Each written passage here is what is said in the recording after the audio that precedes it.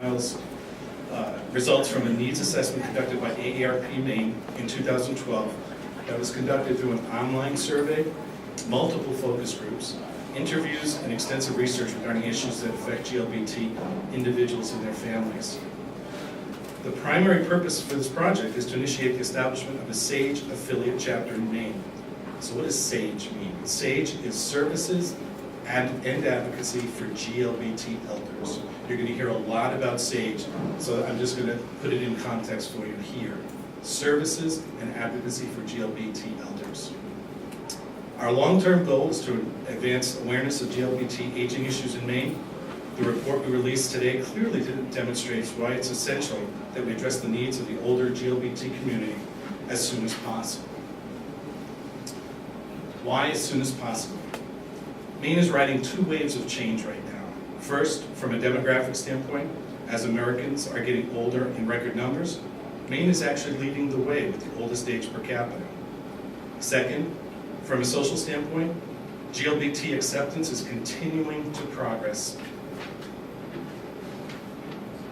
Maine, the oldest state in the nation, ranks number 3 per capita in lesbian couples, and Maine has about 9.7 same-sex couples for every 1,000 households, according to the U.S. Census data. And most people believe that estimate is very low. These statistics make the case for GLBT elders and their communities to act on how they will manage aging in Maine, particularly as they begin to rely on caregivers or enter residential facilities. Challenges include finding GLBT-friendly places to live and identifying resources to provide support for GLBT people as they age. What makes aging different for a gay, lesbian, bisexual, transgender person? In a word, nothing, or maybe everything. This report and the compilation of all the information told us that it depends on who you ask. If you ask a 57-year-old disabled person up in rural Maine, a disabled man up in rural Maine, who has fear for his life because his caregiver just found out that he was gay, you're going to get one kind of response. If you talk to a 77-year-old lesbian who was admonished for holding her partner of 35 years hand in a nursing home setting, you're going to get a very different response. If you talk to a 60-year-old gay man in, let's say, Portland, who has resources, access to services, strong community supports, you're going to get a very different answer. And then as we found out, if you talk to a transgender person of any age, of any socioeconomic standpoint, you're going to get a very different answer. GLBT elders will struggle with many of the same issues as their heterosexual friends. Isolation, fear of declining health, difficulty navigating the healthcare system, inadequate resources, and of course, elder abuse. The GLBT elders in Maine will face special challenges. Maine is experiencing an increased demand for home-based care and services at a time when personal healthcare workers and community resources are stretched to their limit. It's difficult to find direct care workers in many rural parts of Maine, much less those who are culturally sensitive to the needs of GLBT people. Few staff in assisted living and residential living facilities are trained to be culturally sensitive to GLBT issues. Not all respond well to this training, and equally important, there's no training for residents of these facilities. Finding supports, services, and living facilities that will offer dignity to GLBT people as they age is a challenge. Think about the baby boomer generation, how we have heard and read and lived, most of us, through the baby boomer years. Everything they touched from birth to aging has changed because of the numbers of people, because of the attitudes of those people. Aging is not going to be any different. When my grandparents, when I remember being around my grandparents, I never heard the expression, 60 is the new 50 or 70 is the new 60. That's a recent development. And GLBT elders, they're going to be very, very different as well. This is the first generation of people who came out of the closet. Some kicking and screaming, Some very, very determined to make this world a different place. And as they age, those attributes are not going away. For a community that has seen more than its share of sickness and death due to HIV and AIDS, the next challenge for GLBT folks is navigating the aging process. GLBT Boomer, oh, I already said this, GLBT Boomers are the first generation to come out of the closet.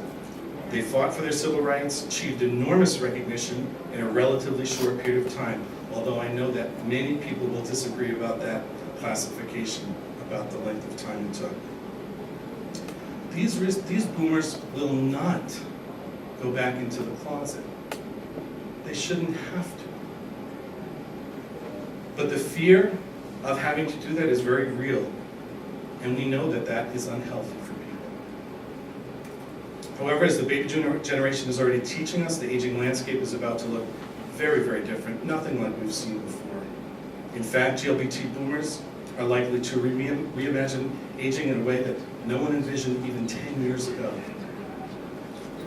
AARP Maine and all the organizations and individuals who supported and worked on this project believe that there is a role to play in advocating and developing public policy that guarantees a secure retirement for all Mainers. In order to ensure that GLBT older Mainers are included, we organized this project to aid us in establishing a SAGE chapter in Maine. Through a Maine SAGE chapter and focused collaboration with community leaders and policy experts, the culture of GLBT aging is about to be transformed. I'd like now to introduce a key volunteer with AARP, Dr. Erica Magnus. She's going to give some perspective on the notion of caregiving, and Dr. Magnus, join me at the podium. Thank you, John. Good morning. My name is Dr. Erica Magnus, and I am a member of the GLBT community. And I'm here today to talk about my experiences as a caregiver, a situation that has compounded my belief that each of us, as we age, must be able to do so with dignity. As a caregiver, I know how important it is to establish trust and respect in that relationship in order to allow a loved one to age and live with self-pride. My mother is almost 90 years old. She relies upon me and my partner of 25 years for all of her everyday needs. Someone like my mother, who is in need of a caregiver, is already in a potentially vulnerable position. Without us, she would no doubt be in an institution. Her needs far outweigh her ability to live on her own. Caring for my mother for all these years has opened my eyes to how frightening it could be not to feel safe as a gay woman when I age, as I age. When you read this report, you will hear the stories of men and women who are scared to be themselves. Life is very different if you are a 77-year-old lesbian who's been told she cannot hold her partner's hand in a nursing home because it offended someone. Life is very different if you are afraid of your own caregiver. It is troubling to know that people who may have struggled with their GLBT identities throughout their lives could be victimized in any caregiving situation. Reading the Community Needs Assessment report should open all of our eyes as to why all of us need compassion and respect as we age. A large majority of the survey respondents revealed that they had disclosed their GLBT identity to their healthcare providers. Doing so made them worry that their disclosure would result in their being treated poorly by their caregivers. Many reported subsequent discrimination, with some people even mentioning that they had experienced neglect and abuse. This report discusses concerns over living in a long-term care facility. Respondents discuss issues of not being able to visit their own partners and not having their wills and powers of attorney honored due to staff or facility regulations.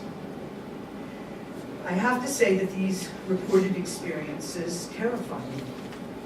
I have been gay my entire life. My partner, who has been by my side for 25 years, and I got married this last year. The idea of being told I cannot hold her hand is is unthinkable.